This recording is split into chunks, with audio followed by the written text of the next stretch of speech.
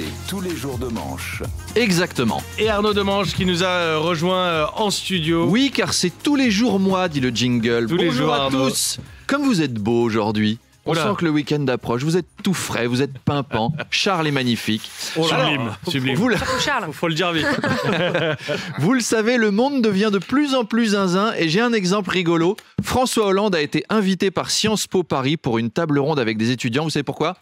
Pour Les tuches, parler des l'Ukraine. tuches. Ouais. Eh oui. Les tuches, Conférence sur les tuches, parce que dans les tuches 3, Jeff Tuche devient président. Moi, je l'aurais mal pris. En fait. Non, mais c'est méchant, quoi. Imagine, t'es Jeff Tuche, on te compare à François Hollande. C'est quand même pas cool. Alors, je me suis procuré le programme du Ciné-Club de Sciences Po. Et pour les prochaines semaines, eh oui, François Bayrou sera aussi invité pour parler de Mon curé chez les nudistes, puis des choristes.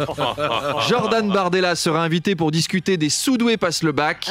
Nicolas Dupont-Aignan analysera Seul au monde, où il discute pendant 1 heure avec un ballon de rouge à la taverne de Maître Canter de Bar-le-Duc, comme la semaine dernière. François de Rugy parlera du film Omar m'a tué. Ah bah oui. Ça, c'est une vanne drôle, mais il faut la référence. François de Rugy. Eh oui, François de Rugy. Et Marine Le Pen, Anatomie d'une chute. Donc plein de trucs à suivre. Et puis alors tiens, je m'adresse aux parents qui nous écoutent. Sachez que le Parisien a publié son classement des meilleurs collèges cette semaine. Et vu les affaires dans les établissements catholiques, sachez que le magazine de Faites entrer l'accusé va aussi publier son classement des pires collèges. Comme ça, les parents sauront. Avant d'envoyer les mômes, ils seront là. Ce serait bien que Ferdinand entre à Notre-Dame de Bétarame. Ils ont dit quoi dans Faites entrer l'accusé magazine?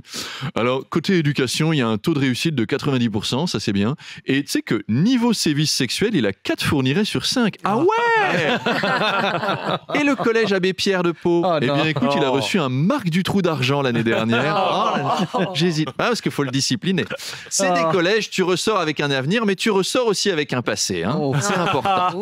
C'est de la formule. C'est de la formule. Hein.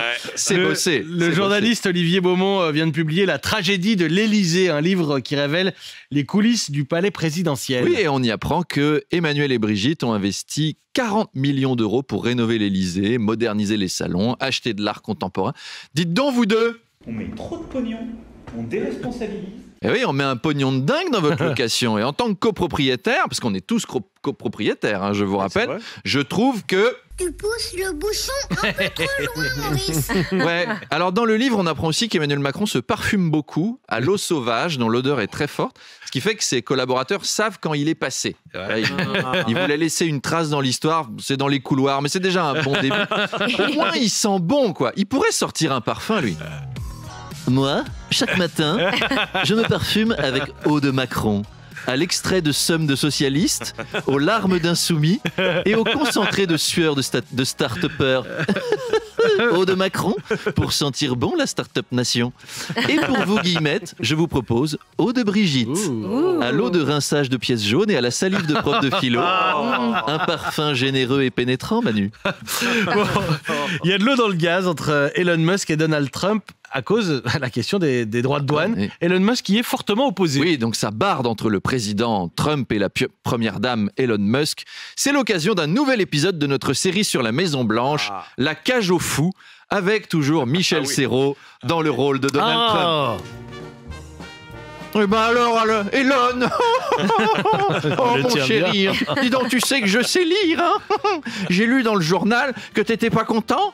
Alors on critique, on fait sa petite crise d'identité. Ouh, la vilaine, oh, le vilain communiste. It is a communist attitude. Oui, mais j'ai perdu une fortune à cause de toi. Tu me coûtes cher, tu me regardes plus, tu mets des droits de douane pour m'empêcher de voir d'autres gens. Moi, je veux faire du libre-échangisme. Oh, mais regardez-le.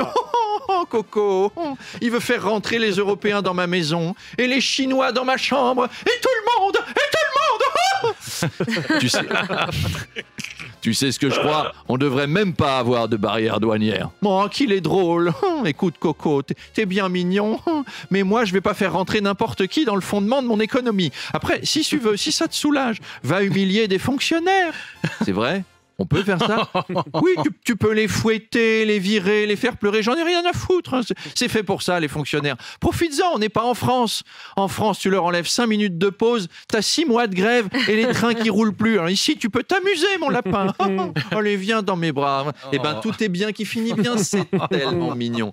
Allez, à lundi. À ce soir les Mâconnais, à lundi pour les autres.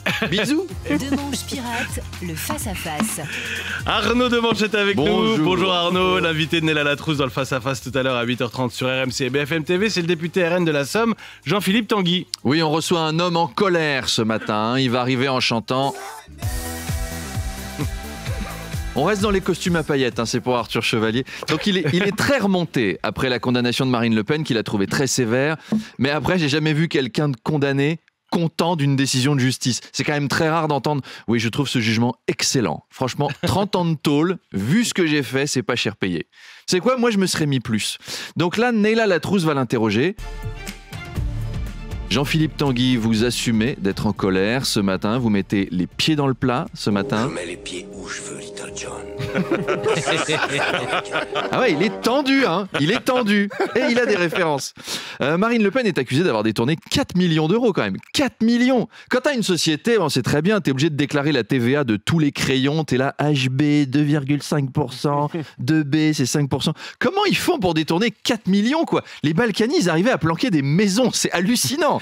Et alors, il n'est pas content non plus, car les collaborateurs du magazine d'extrême droite Frontières ont été bousculés par les Insoumis à l'Assemblée nationale. C'est vrai que c'est des images qu'on n'aime pas voir.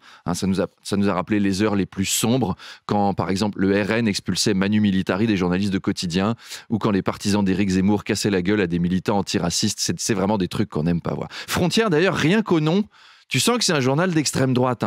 Camping Magazine, tu sens que c'est des gens qui aiment bien le camping. Train Magazine, ils aiment bien les trains. Frontières Magazine, ils aiment bien les frontières. Ouais. Et les trains aussi.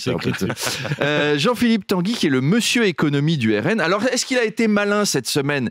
Est-ce qu'il a acheté des actions pendant que c'était bas, comme nous l'a conseillé Manu Le Chypre sur RMC et BFM TV ?